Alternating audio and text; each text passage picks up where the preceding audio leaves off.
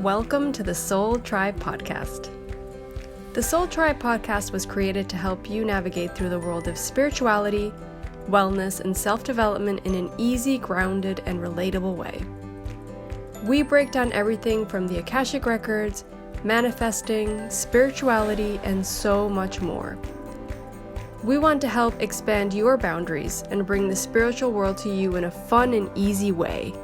Get ready to be inspired with tips, tools, and easy to digest information. Let's do this. Hey guys, welcome back to another episode of the Soul Tribe Podcast. Today is an interview episode and we have Theodora from TFI Reiki, which you do more than one thing, so we'll get into that. But funny enough, we both met at I want to remember what it's called. It was a trance mediumship workshop thing. That's right. You're the only person I stayed in contact with, by the way. Me too. Yeah. And I had you on Instagram. I actually didn't know who you were, what you did, because we didn't get to really talk in the workshop very much. Mm-hmm. And then I was seeing you with the horses and I was like, oh, she does Reiki. Oh wait, she does it on horses too. I was like, oh, cool. So here we are. So Let us know, what is it that you do? You do Reiki, and explain that a little bit for us. Yeah. So, hi, thanks for having me. I'm Theodora Izzard, and my business life is TFI Reiki. I work with, I'm an angelic Reiki master, and I work with humans and horses. My experience is in trauma recovery and trauma healing through my own life experience, but also just that I'm able to bring everything that I've learned myself and the different modalities that I've used to my clients. And that's it really. I mean, for the Reiki side of things, I mean, it's kind of, I think I know because I use different things that I've used along the way, what I do is not just straight Reiki. So the fact that it's TFI Reiki, it's my take on it. It's how I've molded it into my own, not modality, but own technique of energy clearance and energy reading, which has developed over the past 6.5 years or so. That's amazing. We talk a lot about that here on the podcast. And even when we teach the Akashic, make it your own. Figure out how you can show up for people. So that's beautiful that you've done that, and that you work with animals. We don't talk a lot about animals on the podcast, and when we were chatting about bringing you on the podcast, we thought this would be a good way also to show people that you don't always have to just work with humans. Mm-hmm. Right. How did you feel called to work with animals? Was that something that came naturally? I was told to. So it was about 3 years in, because I didn't really experience. I'd had Reiki a couple of times, but through my chiropractor. It wasn't like I had gone for Reiki, and so. But I had been learning about how to read energy, in a psychic way or mediumship and that kind of stuff for about 3 years. And then I ended up on a retreat in India, and I then experienced energy healing for the first time, intensively. And that's when I got back and I was like, oh, there's really something in this, because I experienced bigger shifts in that week than I had in the previous 3 years when I'd been in kind of standard talk therapy and things like that. So I delved into all, energy healing for myself. And then I was in a group meditation one day and they said, I'll sit under this tree and take some healing for you. And I was like, okay, yeah, cool. And this list of 5 people came up in my mind. I was like, oh, well, maybe I'll just send them the healing instead. Didn't really think anything of it. That was on the Wednesday night. And over the next week, I bumped into each of those 5 people, which is weird enough in itself. But I'd be like, how have you been? They were like, not great, but it was weird, like Wednesday night, or I woke up Thursday morning and I just felt better. No way. Yeah. And I mean, it gives me chills now, even when I talk about it now. But so after the third time this happened, I was like, whoa, okay. So that's when I signed up to do a Reiki course, because I had been told in various readings over the years that I would do Reiki, but I didn't know what it was or understand it or anything like that. And so I signed up to do a Reiki course, just a SUI, and then had a feeling halfway through the first day of like, okay, yeah, this is what I need to do. So I signed up for the second level 6 weeks later. And in between those 6 weeks, I just heard a voice in my head just said, do horses. And I was like, okay. And so I did an online animal course, which was, pretty basic, of like, this is what the chakras are and this is where they are. And that was it. And I was around horses and stuff anyway. So I was just practicing on them. And then I just launched the business and it just took off. So that's amazing. It's so cool. Mm. When you were in India, do you know like what kind of healing, because you said like you received healing, does it have a name or did it just kind of happen? I was on a twin flame retreat. So I was receiving various types of healing. There was a somatics sex coach, there was a light language healer, shamanic healing, there was general energy alignment, there was craniosacral work. Was there. Yeah, literally. I mean, it was hardcore. There was like two there was past life stuff. Like it was 2 sessions every day over, I think, 5 days. And yeah, I mean, it was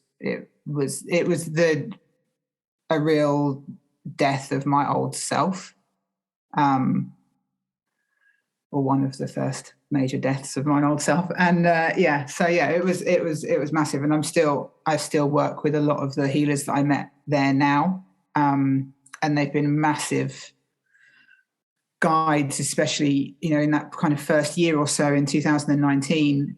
After that, when I was just learning so much about energy and energy healing and just like, it was blowing my mind, which was amazing. But yeah, but the horses had really come back into my life then, because when I was in India, I wrote a letter to my inner child and was like, or she was telling me what she wanted to do, and it was horse riding. So when I got back, I started riding again, and then I started loaning a horse, and it was how I was around them a lot more, and I started working at a yard again. And so it all just kind of, fitted in that I could be around them and learn from them so much, because that's the thing, like,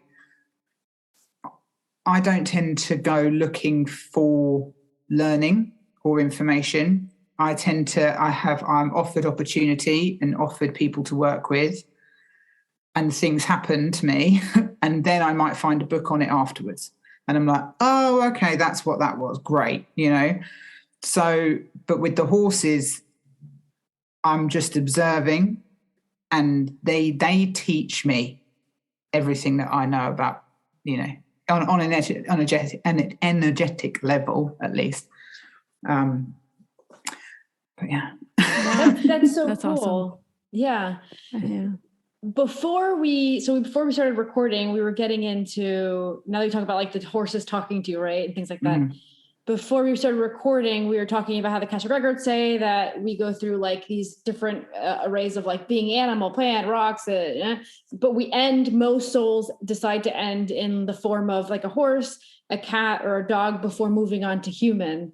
And you had said that the horses have talked to you about their past lives. Like, what have you learned, or what have they showed you? Yeah, I mean, I've worked with horses that have past life stuff they need to clear, that they're still holding on to. And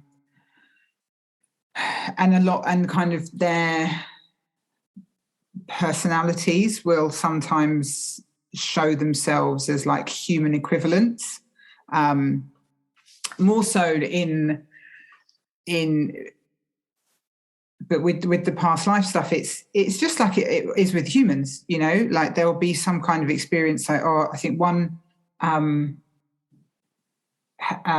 was with that she had like a little girl that she was her owner, or, you know, and there was, and like the abandonment from that, like it's the same kind of wounding that we carry. And so she didn't want to open up to her owner in this lifetime because she was still carrying that. So, but the problem is that when I'm in session, I can't always remember like fine details of what had gone on for each client, you know.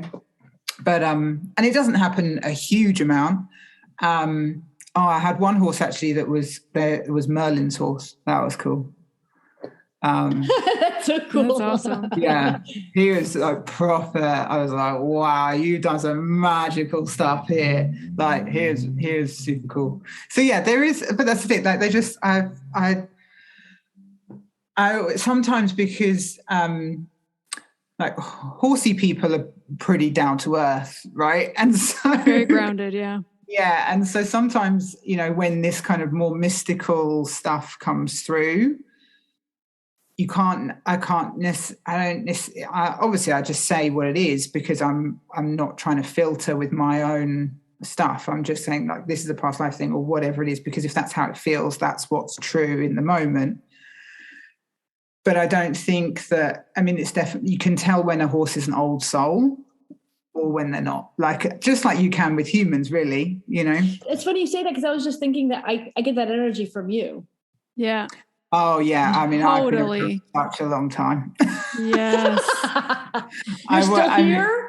Yeah, you didn't get bored yet? Oh gosh, I mean, I really hope that I've done the work this time. I feel like I have, because my ascension, my shaman said to me, she was like, "You've had the most rapid ascension of anyone I have ever met." Like, wow. I mean, I went from nothing, just thinking that, like, you know, life's a bit shit, you make the best of it and then you die, and not having any idea about energy or spiritual stuff at all. So when did that begin for you? That was 6.5 years ago. And it just kind of snowballed, but it really ramped up with the energy healing side of things and my own capabilities three years ago. But the fact that you like listened to yourself and you follow the signs and you trusted what was coming through, I think that's something that could really inspire people listening to this now, of like, you know, sometimes it might not make sense, but it feels right. So follow that and make it your own, like you've done with your kind of business and how you're showing up for people. I think it's huge. And what actually is even more amazing is that I now know how completely shut down I was to feeling anything, because I was in the midst of chronic complex PTSD.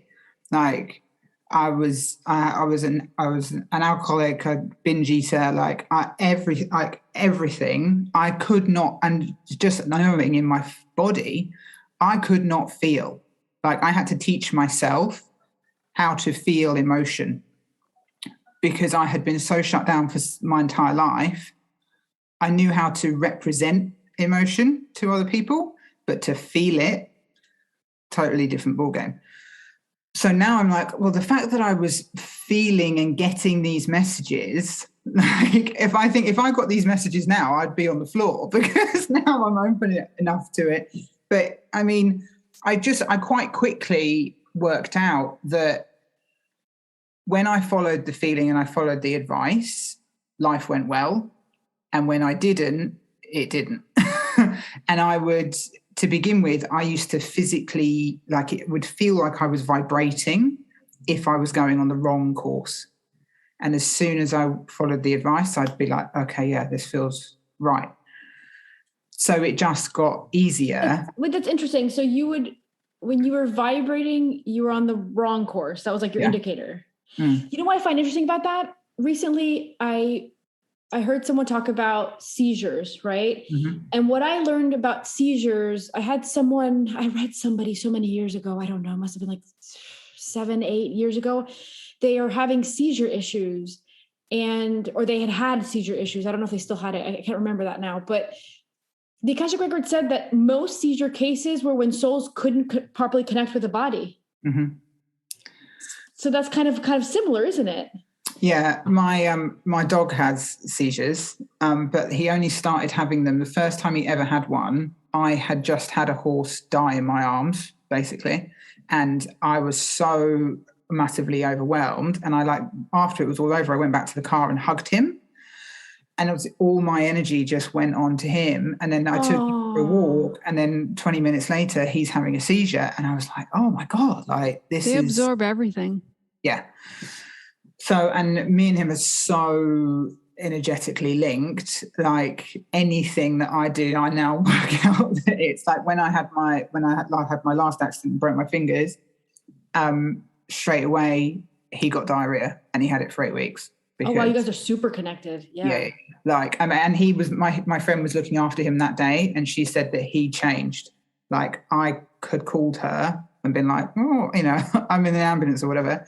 And he went from being like really chill to being like really clingy and super nervous and stuff. Like, and obviously he had no idea. Wow. Yeah. So, I mean, but that's the thing, like when you understand that everybody is connected and, and especially when you're connected so deeply by unconditional love, it's not surprising.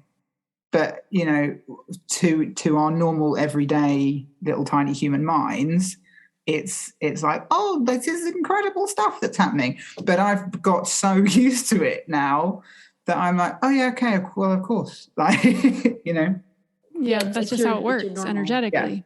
Yeah. And yeah, it's funny what you were saying about, trusting what you receive and things. 9 times out of 10, when I'm working with horses and their owners, I'm not telling the owner anything that they don't already know, because that's the thing. Like, they know their horse. They're so energetically connected with their horse, and they love their horse. Otherwise, they wouldn't have got some, me out to speak to their horse for them. Like, and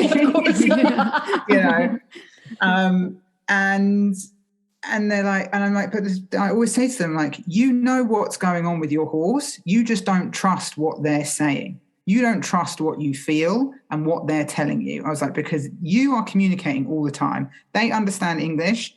Whatever language it is that you're speaking, they understand you perfectly, and they are talking back. You're just not trusting what you hear. And they're like, oh. Yeah. Amen. Yeah. Yeah. Can I ask you this weird question? Do you have incense burning? No. Did you see what happened to your camera on the left side while you were talking just now? It went like white, like went whitish. It looked like it was smoke from like incense or something. Really? I didn't see that. I'll have to look back. Oh, it's probably just some angel hanging around. She's like, it's normal stuff around here. It happens here all the time. I mean, like, this is the thing. But that's the thing. I feel, I feel their presence all the time. Like, I think I did a workshop once, and it was like, to find out how close your guides are. Hey there, you guys seeing it now? Oh yeah, I think it's just the lighting though. Yeah, it might just be me moving. I don't think it. Oh, well, it might be the lighting. I don't know. I'm not convinced, guys. I'm not convinced. Anything is possible, right? Yeah, anything. Go on. Sorry, go on. Yeah, I went in this workshop, and they were like literally connecting with your guides and ask them to come around you, and you're like, okay.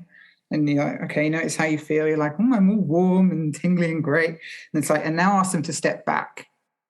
And when they step back, I was like, I felt so anxious. I got freezing cold. Like it's happening even now. And I was like, oh no. And they're like, how does that feel? I'm like, it doesn't feel good. Doesn't feel good. And they're like, okay, come back in. And that's the thing. Like, once you've done that exercise, you realize they are around you all the time. You are surrounded by love all the time. So, it's once you kind of realize that, you realize you're not on your own. And I was kind of the more that I've learned to take my hands off the steering wheel, because they know what's in my best interests. They know what path my life needs to go down for the best things for me to happen, because that's all they want, is for me to be living my best life. And so, and as much as I might think I know better, I just don't. So, the more that I can follow that, I can imagine that my life is the way that it is now in comparison to how it was 6 years ago. You couldn't have planned it. Like, you couldn't have made it up. But not only in like material, how it looks on the outside, but how it feels on the inside. I definitely would consider myself to have a secure attachment with myself now. Like, I currently am completely falling in love with myself. Oh my God, I love that. And it's the most beautiful experience ever. Like, I'm great. And yeah. And it's just... Have you met me? I'm the shit. Yeah, like, literally, I'm just like, wow. That's amazing. But when I think about the other 34 years of my life where I literally just hated myself, I couldn't have ever imagined feeling this safe and secure and loved by myself, to the point where, like, I know nothing else around me matters, because I know I'm okay. That is. Do you have any advice amazing. for like anybody to also get there? Is there anything that you learned that you wish you would have done sooner, maybe? Not that I would have done sooner, because everything had to happen exactly as it did. But one thing I realized, I was thinking about it this morning, like the difference between working with horses and working with humans is I don't work in any different way, right? The energy that's coming through me is exactly the same. I'm using exactly the same techniques. It's no different, right? The horses are conscious enough to be able to go, oh, here's something that's going to help me. I'm going to work out how to use this to process so that I can shift a load of my shit and feel better. And they have massive shifts where they release stuff that they've been holding on to for like decades sometimes in an hour or two. Humans, I mean, it takes years. It's taken me 6.5 years to get to this point, and I've been doing this work pretty much every day, hardcore healing. Like, humans have so much resistance to actually changing and letting go of their ego and that story that they've told themselves about who they are and their past and how it affects them, and how, the entire majority of the world is in victim mentality of everything else is everybody else's problem, and it's all because of what they're doing to me, that they never change. and if they do, and like that, I'm like, if I could do, and now that I've worked through so much of my stuff, I'm able to face any fear that I have, because I've learned that as soon as you face it, it doesn't exist. And then all you have to do is let the energy that's behind that fear move. And then it's gone. Like, so, yeah. And I mean, I would definitely, one of the first words I would call myself is brave. Like, and I will always call myself brave now, because I know what I've faced my darkest, deepest fears and come out the other side of it, and I've been okay. Because, and I think, and I realized as when I first started this kind of healing journey, I don't think I was doing it for myself. I was on a level, obviously, but, there was kind of a dangled carrot of like, oh, if I get really happy, then I'm going to get with this guy and it's going to be amazing, and I'm going to have this great life and blah, blah, blah, blah, blah. And actually, I realize now that all of that work and all of that investment and all of that time and energy I've spent over the past 6 years was for me. It's because deep down, this love that I feel for myself now was there. Like, me now was working through all of those stages, being like, come on, Theo, you can do this, keep going, you know? So I think you just have to want it. Like, you have to want to change, and you have to be willing to do whatever it's going to take to get there. But it's like, it's just a choice. Like, you just said so many amazing things. Oh my God, I know. I feel like people are going to listen to this and be like, oh, yes. Like, you're just throwing truth bombs like crazy. Like, no wonder you're in love with yourself. You're like, no, it's like you're seriously there. You're in that moment. You know what? The moment we came on the call, because obviously Lucia was the one that connected with you, but when I came on, I was like, I felt that energy. It's incredible. You don't find a lot of people that are at that place. I don't feel like I'm at that place. I'm working towards that, but it's like you said, there's a lot of fears. We get in our own way. Yeah. We're our own worst enemy. Yeah. I think, you know, I mean, it was my path, right? Like, I didn't imagine that it would be this way, but it's how I've been guided. And I know, and obviously I believe that everything in my life has happened so that I could help other people.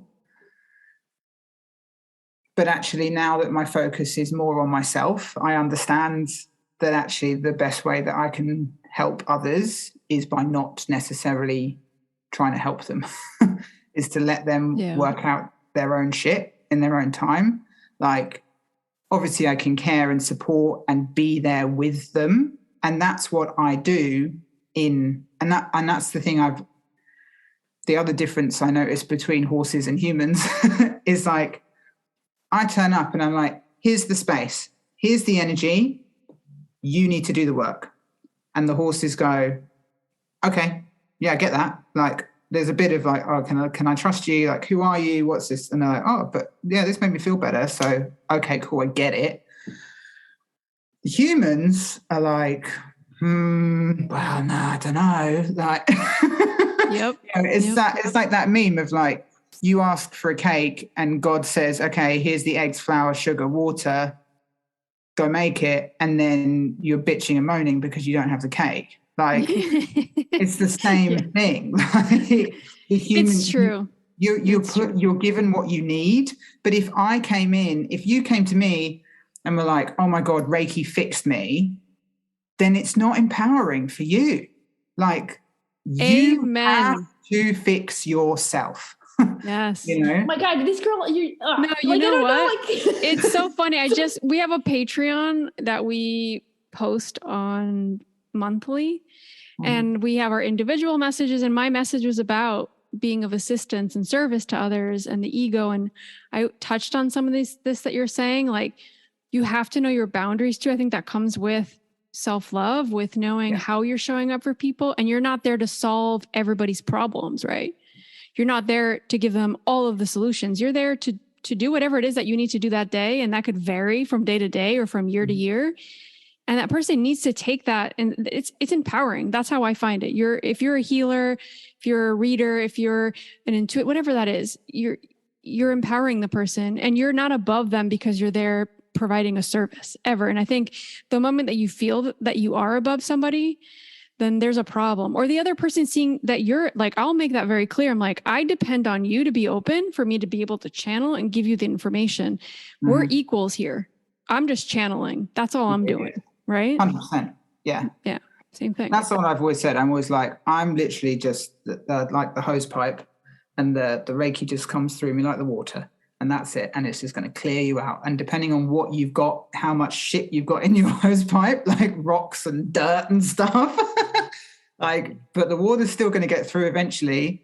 Like, you know, and I've really learned to trust that energy. Like, sometimes I can be working with a horse and I'm like, nothing's happening. Like, and it's especially difficult. Like, if you have a slightly skeptical owner who's kind of looking at you, and, you know, you're 45 minutes into an hour session and its horse is still just standing there eating some hay and it's not doing anything. And you're like, Like, but I always just like, trust it, like, because there is always a shift, like, no matter what. And you just, that's the So thing. how does that, like, how do the owners register that shift after? Do they see an attitude? They see in the way they walk? Like, what is it that they notice usually? Well, there are certain signs that I'm looking for in the like to horses. A sign of like stress of them releasing and processing is they'll start licking and chewing. I yawn a lot when I'm working because I'm releasing the energy for them. But what I always say to people is, ideally, we want them to be doing the yawning. And that's what normally happens, is the horse works out so much quicker. Like, I'm like, look, let's clear this out so you can open up your heart. And then once they work out that they can process this energy themselves, they're like, oh, I can do this. Great. So they're licking, they're chewing, they're yawning themselves, they're twitching, they're going to the loo, they're doing whatever they need to do. Some of the horses will, like, you know, it's like humans, like some will just fall asleep. Some will stand there and look totally zonked. Like, it just depends on the individual horse and what they've experienced and blah, blah, blah. But signs that I look for, if when the like bottom lip starts to go wibbly and like wobble a bit, I'm like, okay, the energy, the Reiki's flowing good. It's going through their body well. It's like vibrating.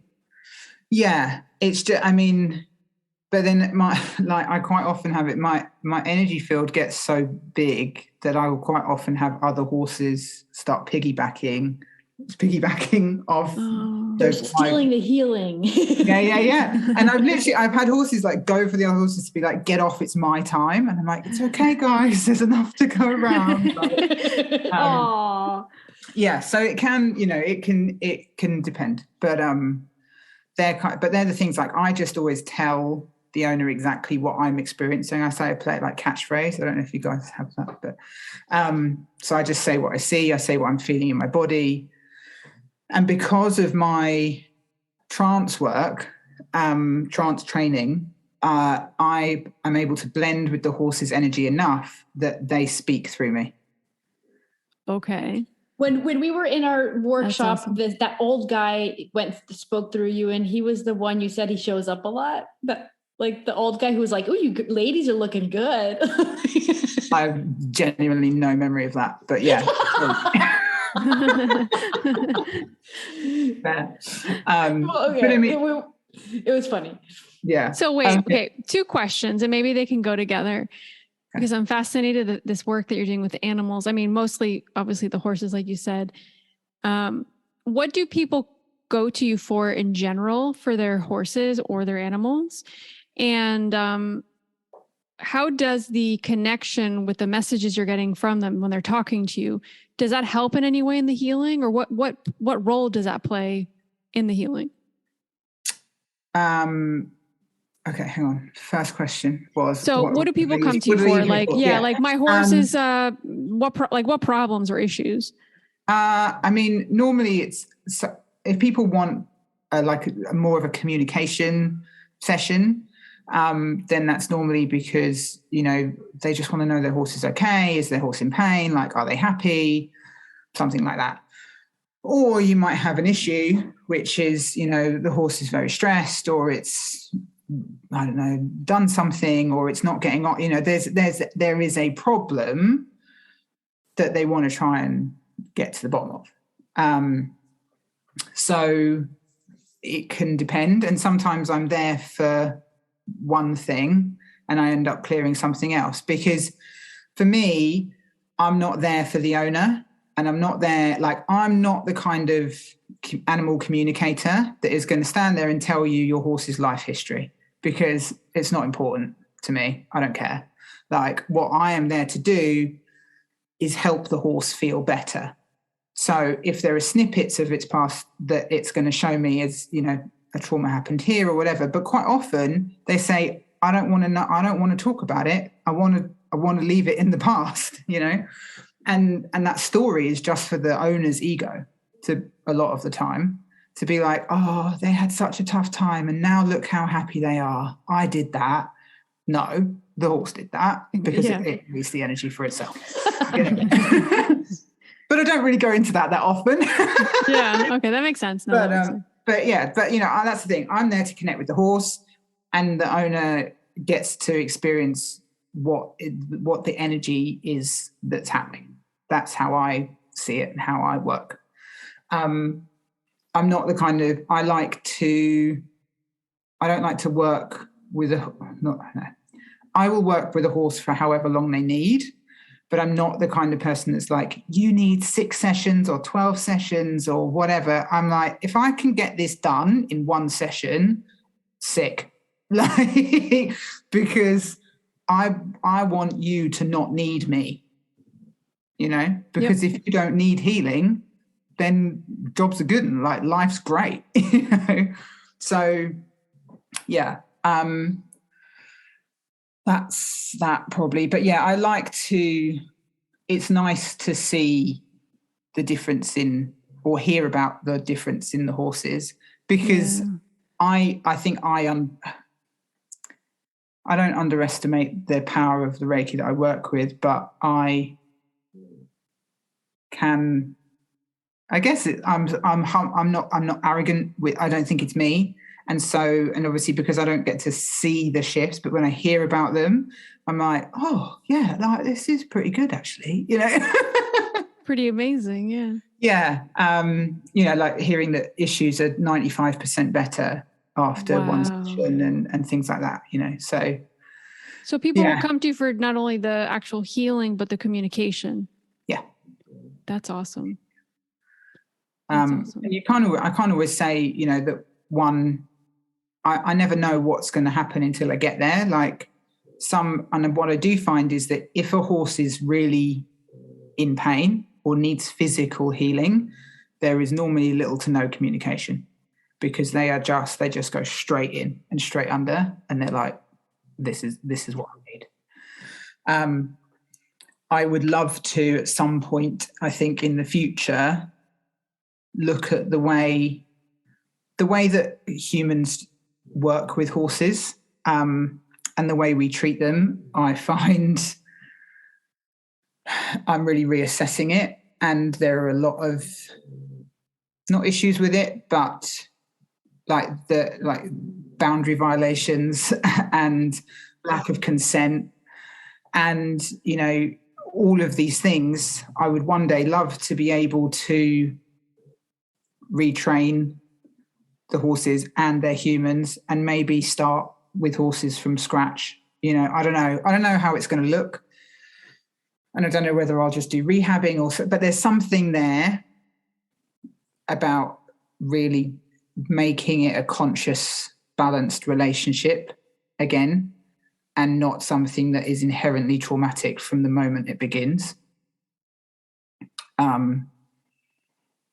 So yeah. That would mean that the owner needs to be like a super conscious owner who's willing to know that they're also playing a part in the relationship and the life of the horse, right?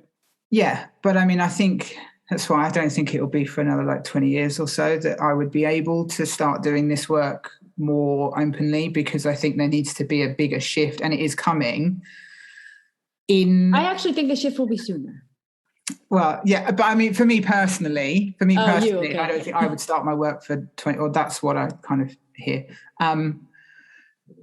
Because I think, the shift in conscious relating is happening, and all this work around boundaries and consent and stuff like that. But I think it needs to be more ingrained in society in general before it can then start petering out into our relationships with other sentient beings. I don't think people are ready for that conversation yet, but I am. And and I'm having it with the horses, and I'm having it with the clients where it comes up. And I'm like, just tell them what you're doing. Life is not scary. You just tell your horse what you want to do for the day. I had one horse would not go on a trailer. They always had these problems trying to get it on a lorry, trying to get it to shows. And she was like this mega dressage lady and was always trying to go out and compete and stuff. And I had one session with her, and I literally said to her, I was like, just tell her what you want to do before you go, where you're going, what you're going to do in the test, and when you're going to be coming home. and I don't think you'll have a problem. But you're trying to get her to go somewhere. She doesn't know what the hell's going on. And she said, it's like a little scary. Yeah, I was like, of course. Imagine if you were just being led blindly. You never knew anything that was coming next. Yeah, awful. Like, and you had no one. And the person that you were meant to love and trust the most isn't telling you what's going on. And you're going, hang on a minute, I'm scared. And they're going, shut up, I don't care, do as I tell you. Of course. It's not, of course, they're not going to want to do what you want them to do. And if they do, they're 9 times out of 10, they're just submitting. So then that's when the horses start shutting down. Anyway, I get quite funny about it. No, but that makes sense. Like, I do that with my dog. You know what I mean? Yeah. Like, it's okay. We're going to go out. We're just going to do a quick pee and we'll come back. Like, yeah. They're like, oh, okay, fine. But anyway, the end of the story is that then the next day she said that she went to a show and the horse walked on the trail the first time. No problem. Wow. Ooh. Nice. That easy. The whole time it was that easy. Yeah. Maybe her energy too by not speaking to the horse was like, maybe the horse felt energetically that it wasn't being respected either. Yeah. I mean, it's not even an energetic thing. Like literally these horses understand exactly what you're saying. So I had one client once, I was like, potato. All I can hear is potato. She was like, no. And I was like, what is it? Are they Irish? Like, what's going on? She was like, no. She was like, no, yesterday we went hacking and I was saying about how I'm like overweight and and I sit like a potato on his back. And he was like, oh, horse was worried about it. And the horse was listening and the horse was like, I don't want you to talk about yourself like that anymore. Wow. I thought the horse was worried about its back. No. This is worried about the back was fine. But that's the thing, I'm like, these horses, these animals are more connected at a higher level than we can ever imagine. And yet we're talking to them like they're absolute morons. And it's just like, no wonder they just feel completely disrespected by us because we behave towards them in a completely disrespectful way. Like, I don't see them as animals. I see them as souls. Like, they're just beings, It doesn't matter what they look like. It shouldn't matter what anybody looks like, Yeah. Like, whenever I meet anything, I'm like, okay, what's going on for you? Because your energy is telling me that no matter what, before you say anything, So totally. It's interesting. I feel like horses are just special creatures because I don't know. I and this is interesting that Lou brought this idea of this like podcast episode because it felt like I've also been getting a lot of messages with horses. Like somebody's recently told me about of somebody that does in Uruguay, like family constellations with horses. Mm-hmm. Like, wow. And then I know a lot of people that are into kind of like helping others with just like horse therapy, like horses will come. They are so connected to emotions as well, from what I understand. Yeah. Like literally I'm getting goosebumps. Like it just feels like they're here to also do a lot of work. Mm-hmm. Yeah. They're massively healing. They blend with our energy so quickly. And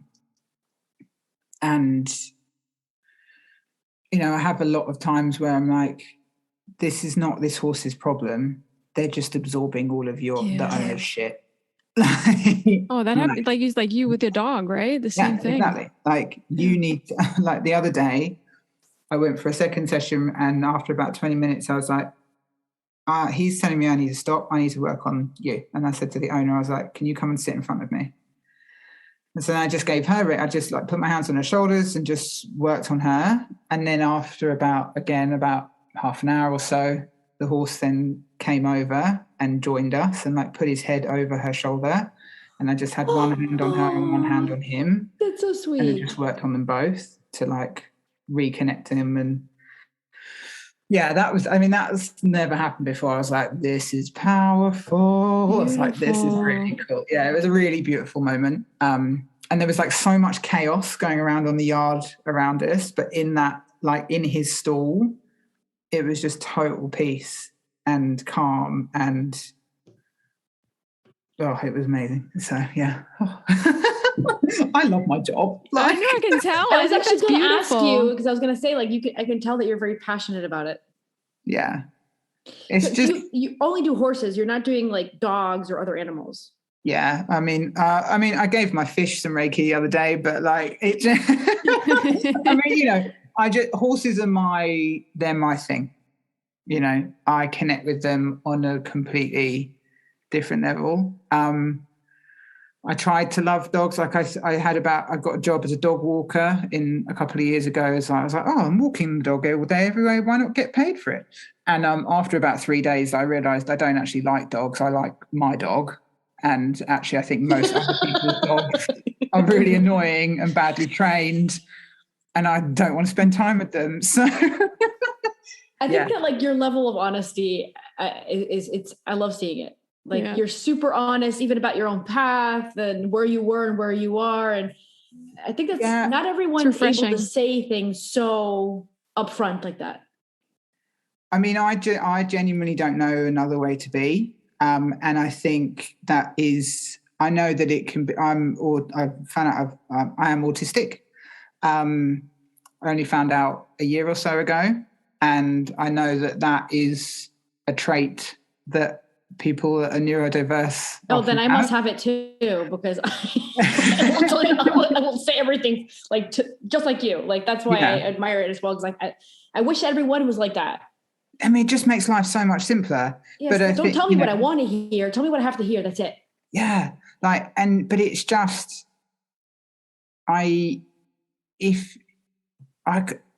how can you not be true to yourself if you have to be honest? And I spent a large proportion of my life living in denial, unknowingly and knowingly, as a protective mechanism, but I've still always tried to be as honest as I can, and now I genuinely, if you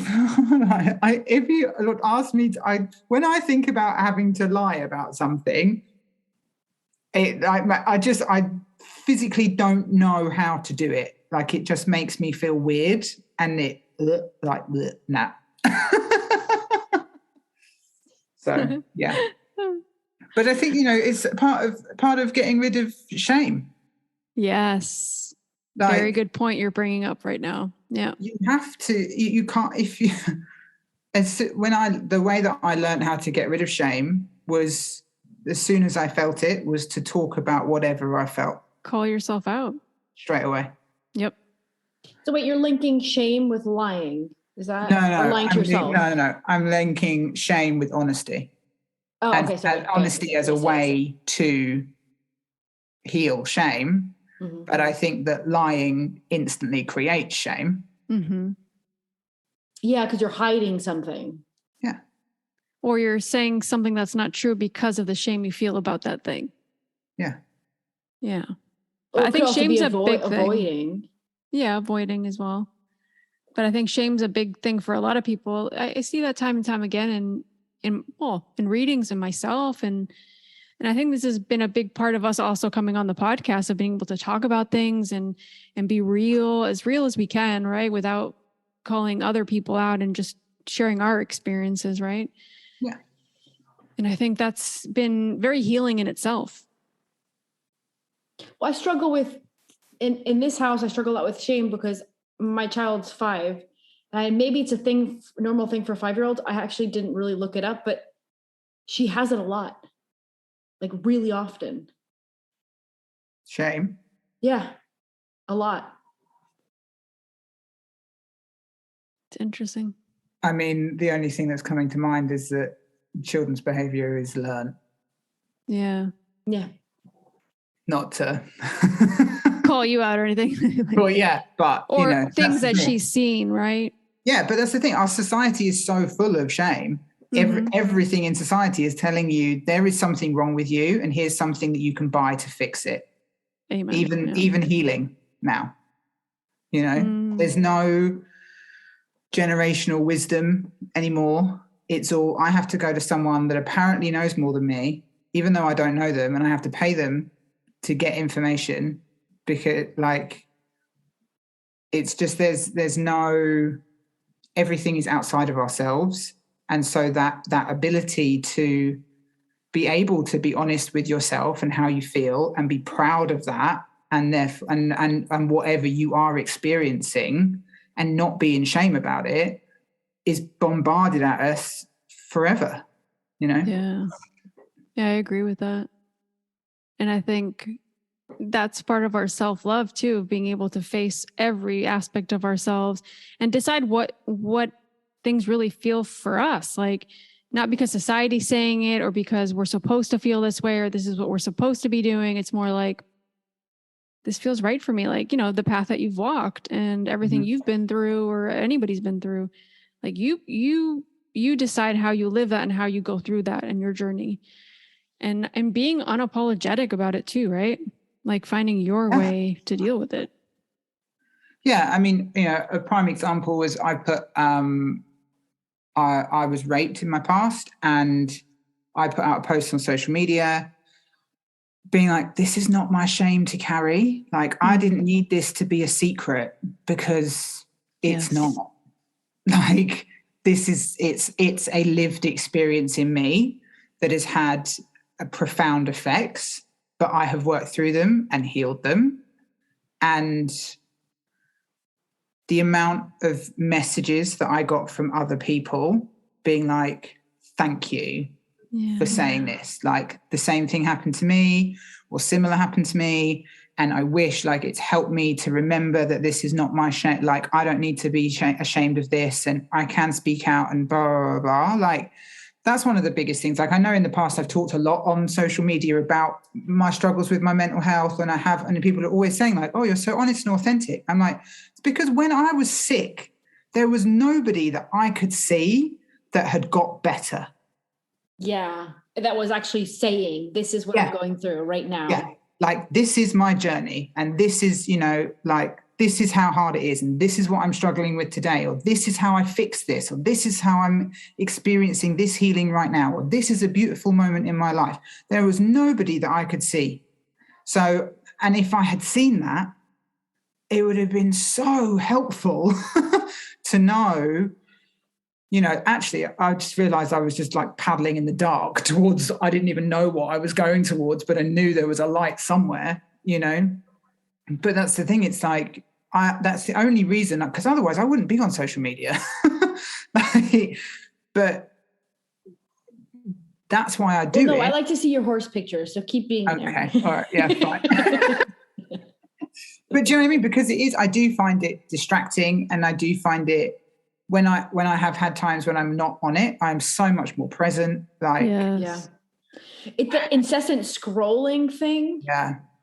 It's addiction. It's an addiction. It's like, it fills you up in some sort of a weird way now. It's the new way the new shopping, I guess. Yeah. And it's, when I went on holiday recently, and I consciously made an effort to not have my phone in my hand all the time. And I've noticed since I've been back, I'm not touching it all the time. I'm trying to leave it in other rooms, and I'm trying to just disconnect from it. Great. Yeah. Because it drains a lot of my time. I'm like, sometimes I'm like, what have I done? And your attention is literally what makes you manifest what you want. Yeah. Now your attention's over here looking at what these other people are doing in their lives, for example. Yeah. Focus on yours. I had that really, really massive shift last week, actually. I was thinking about my work, and, you know, I was like, I'm so present when I'm working. When I'm with clients, everything just flows, and I'm like, yes, and it's just such a great feeling. And I was like, what if I turn that in on myself? And for the first time, I can truly say that I fully gave myself Reiki, completely. And it was the most expansive, heart busting open, wonderful moment. Like, there were thousands of angels and like all this stuff. And I was like, yes! Like, but it just was such a turning point of like, yeah, I can, even though I've been working so hard on like loving myself, you know, I was like, wow, actually being able to give myself what I can so easily give to others. That I've read about it, you know, But until I'd got to that moment, I was like, oh yeah, I get it now. This That's feels loving great. Yourself. This feels great. Yeah, exactly. That's taking care of yourself. Yeah. That's another thing, isn't it? Looking for a job that I think it's great to have a job that helps other people, right? But sometimes maybe some of those cases are that you want that job or you want to be doing that, dedicate your life to that because you feel like you're worthy now. You feel like, okay, I'm doing good work. And is inside of you, do you really feel that about yourself? Oh yeah, it's a trauma response. Feel that you're like, yeah, you're helping and you're worthy of existing. I don't know, of being happy. Yeah, because actually, one of the most healing things that I did was get selfish, because my entire life had been about everybody. I was so enmeshed in other people's energy. And it wasn't until I cleared that I realized I was like, oh, this is how it feels to be on my own and be in my own energy. And then once I could then turn inwards, because everything had always been about other people, and even my energy work, like I was so enmeshed in other people's energies, I could feel everything that was going on, no matter where they were in the world or whatever, if I was connected to them. And it was just so depleting.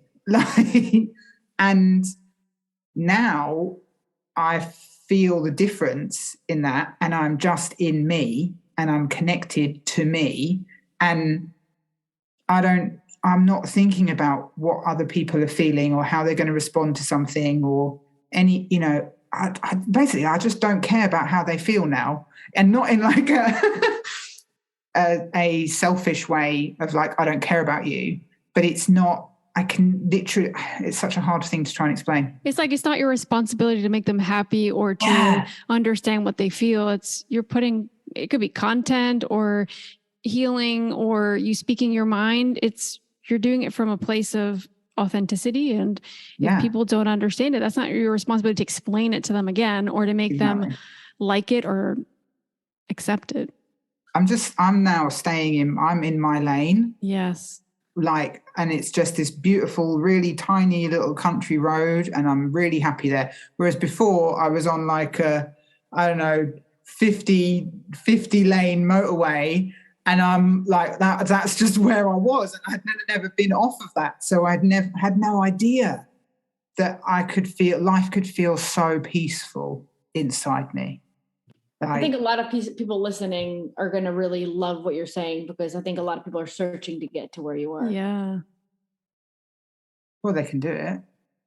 Yeah. That's the thing. If you really dedicate yourself to yourself, like you're the only thing that is in your life from the first dot to the second dot, last dot, like that's it. And that's the thing with me, like, my relationship to myself and my relationship to God and the universe are the most important things in my life. And they guide it and they lead it and they transform it. And I've witnessed miracles in my life so often. I feel like I'm living a miracle, like a lot of the time, just because of the magnitude of the healing that I have experienced in my own personal life. And I'm so grateful for that, because I would not be alive if the universe had not turned up, And everybody deserves to live a life of happiness and love and freedom and connection. They do. And it's possible. You just have to do the work to get there. Yeah. And want it, like you guys were saying, right? You need to really want it, like really want it. Yeah. Feel that really deep, like at a core level. And we're not always at that point where we're ready. Like you said, the timing is always the way it needs to be. Mm-hmm. And it'll happen the way it needs to. The word that comes to mind while you're talking about that is self-sabotage. Like a lot of people say, but I do want it.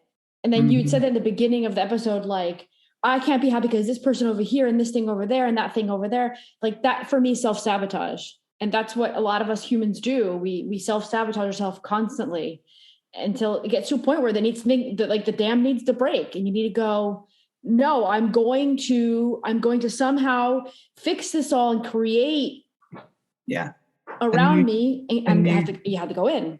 Yeah, it's a new neural pathway a lot of the time. So like with my binge eating, once I got conscious of how much I was binge eating and then trying to change it, and even up until fairly recently, if something big emotional, if I was having a big emotional response, I would still like want to eat a lot. But it would get to the point where I'd be standing in the shop in front of like the packet of biscuits, or I could just, and it was the easier thing to just go, oh, but it's okay because it's comfort. It is loving me. And but this is like, once you're more connected with the healthy adult part of you and you've managed to break down and become aware of your defense mechanisms and your coping mechanisms so that you can recognize them, the healthy adult in you is able to go, yeah, but it's not. Once upon a time, yes, eating a packet of biscuits made you feel better.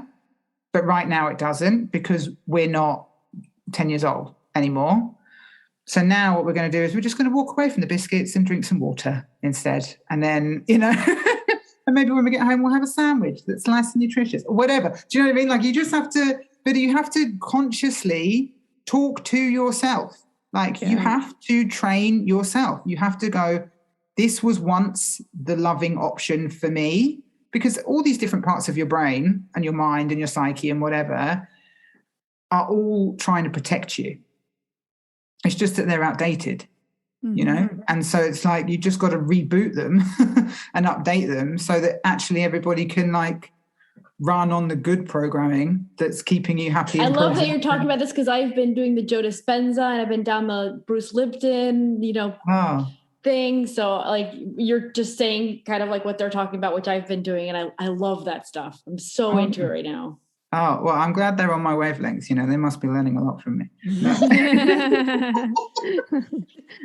They're awesome. You should look them up. They like the way they. Oh no, I know who they are. I know. Oh, okay. I love how they explain it from a scientific kidding. place. She's being sarcasm. Sorry, I'm Uruguayan. We don't recognize that. No, but what you said is very true. I think the element that that's very important that I always talk a lot about actually is the awareness.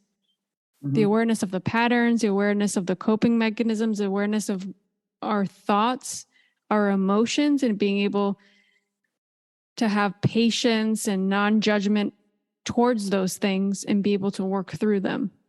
Yeah. And also, not feeling like you have to get it right every time. Mm-hmm. Like there can be improvement. Like, you can, if you're standing in front of the biscuits, but you're standing in front of the biscuits for a minute longer, contemplating about eating the biscuits before you eat them. Wait, for the American listeners, biscuits or cookies? Oh, yeah, sorry.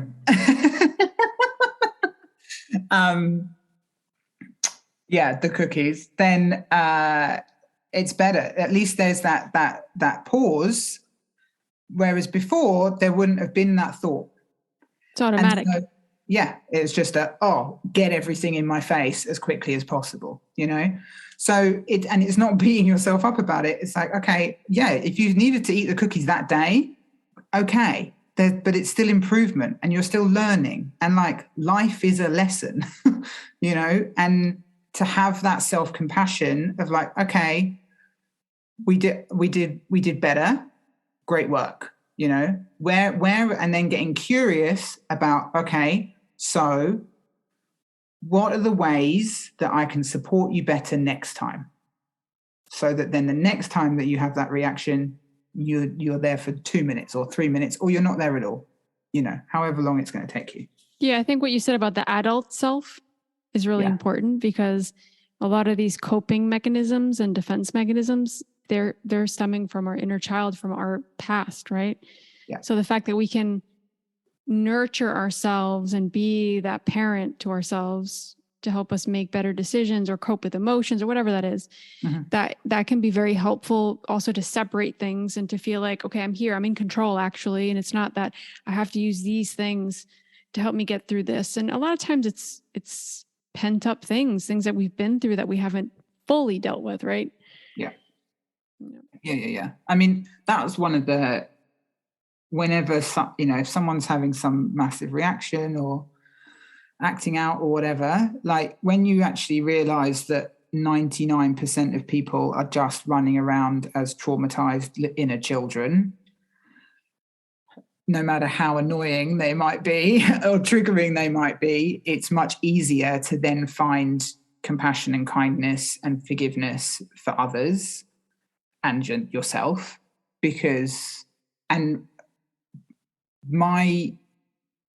now I'm embodying my healthy adult and not my upset child. That's why I'm like, yeah, I'm absolutely great, because my inner child we're looking at each other going, oh my God, you're the best thing that ever happened to me. Like, there is so much love between my healthy adult and my inner child. There's finally an adult in the relationship taking care of things. Yeah. Like, if my inner child's upset, I feel it and I'm like, hang on a minute. Okay, let me hear you. What's wrong? I'm okay. I hear you. I witness you.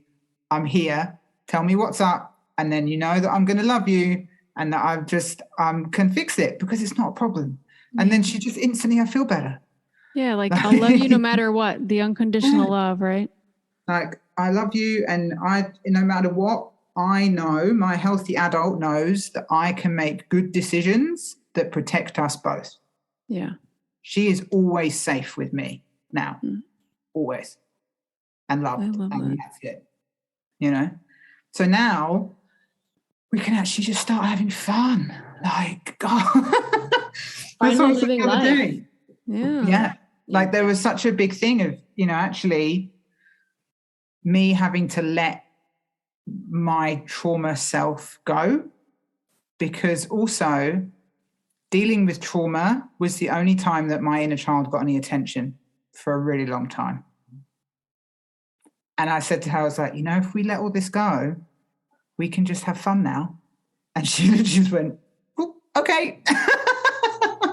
I'm like, cool. Like, now life can just get joyful, and it's not something that comes easily to me necessarily, but it's something that I'm actively working towards and trying to cultivate more of in my life, like laughter and joy and saying yes and, just living, like having fun, experiencing pleasure in everything I do, because life is not designed to be hard. Like, it's just not. I agree with that. Yeah. That's beautiful. Oh my gosh. We've also had her on for more than an hour now. Yeah. No, but I love that we went into so many topics. I love this. Well, and we I think didn't you're touch on. Go ahead. No, sorry. Go ahead. No, you go ahead, Lo. You go ahead. No, I was just going to add, because I didn't want to miss it out, that you have a podcast. I wanted to make sure people knew that. And I didn't know because I saw it today. Yes. It's a podcast that I made in 2020. Okay. So you're not actively doing it now. No. Okay. I woke up at 5 a.m. in the morning and the name of it came into my head, and it was like, do a podcast. And then I used to be in a networking group. And so I just announced it. I went, I've been told I need to start a podcast. Anyone want to be on it? And then I had 4 people lined up straight away. So yeah, I did that in 2020, but I haven't done anything. It was costing me a lot of money, if I'm honest. And actually, I think I'm much better at being interviewed than I am interviewing, is what I've learned. Okay, well, people can catch the episodes that you did record on your website. Yes. Yeah. They're all there. They're on YouTube and things. It's called You, Me, Just Us 3, the Down to Earth Spiritual Podcast. Oh, cool. I like the name. Thanks. Yeah. It was divinely given to me, so I'm not surprised. 5 a.m. in the morning. Yeah. So yeah, there's that. But yeah, it's out of date in my current understanding and learning. Okay. I would put that Yeah, as you've progressed. I mean, if you listen to us when we started and now, like, there's so much, even the way we don't plan the episodes anymore like we used to, like, things evolve and you change, and Yeah, totally. So where can people find you? How can they contact you? I'll put all the links in the show notes. Maybe if you can give a few places that's best to contact you, or, someone that might be interested in your services, or just to reach out for questions. One question would be, are you only helping people that have horses like in your area, or are you going to other areas as well? Yeah, so with the horses, I only work in about an hour from my house, so Kent and Sussex and a little bit of Surrey in the UK. But for humans, I work predominantly from home, but I do work online as and when is required. I haven't done it for a while, but it doesn't mean I can't do it. So I'm accessible for humans anywhere, really, which is nice. My website is theodoraizzard.com. Instagram is TFI Reiki, and my Facebook page is TFI Reiki as well. And yeah, that's it, really. It's all pretty simple with me. It's a good thing about having an unusual name is that it's easy to... Yeah, I love your name. It's so nice. Yeah, it's a good one. It's not normal. Yeah, exactly. Yeah, I'm definitely the only one of me on the planet. I would definitely. It sounds like it kind of goes with what you were saying about your soul. It's like has a lot of wisdom and has like a lot of lives behind it. That's how I feel. Like your name feels that way. Yeah. Does that make sense? I mean, my full name is Theodora Frederica Augusta Izzard. I mean, come on. Wow. Okay. You were born to be a legend. Yeah. Well, I mean, I am. I'll take that. So yeah. I mean, Theodora means God's gift. So does it? That's nice. Yeah. I was like, nice. But with the TFI Reiki, always do you know, like TGI is thank God it's, and then TFI is thank fuck it's, and so I was like, oh, I didn't know that. Okay. Yeah. So I'm like, there we go, the Reiki's coming. Like, so it was a little play on that, which works. I love that. Which makes me laugh every time that I think of TFI Reiki. Finding joy in the little things, you know what I mean? Yeah, exactly. It's the little things that give us the most pleasure in life. Totally. Awesome. So we'll link all of your on the show notes, we'll have all your links so people can reach out or find you or follow you. Yeah. And we just want to thank you for taking the time to come on the podcast and talk. And I'm sure a lot of people will feel super inspired with your story. And I think it's important to share, like you said, be real, because it could inspire somebody to start healing themselves, to find even just inspiration in like a different way of doing things, and to not feel alone. You know, I think that's something that you're doing just in your day-to-day, you know, in your social media and your work. So thank you. We want to acknowledge that. Thank you so much. It's been really fun and so nice to connect. And that's the thing, like connection is what heals us. Yeah. In every way. Yeah. So totally. So that's what we've done today. Connected. Yeah. I love it. Right now. I'm not going to be able to sleep tonight. I'm all like, yes. Buzz. Now. Anyway, no, thank you so much, guys. It's been really amazing, and thank you to everyone that's still listening to our epic chat. Yeah, thank you so much, everybody, for tuning in. We'll see you guys next week with another episode.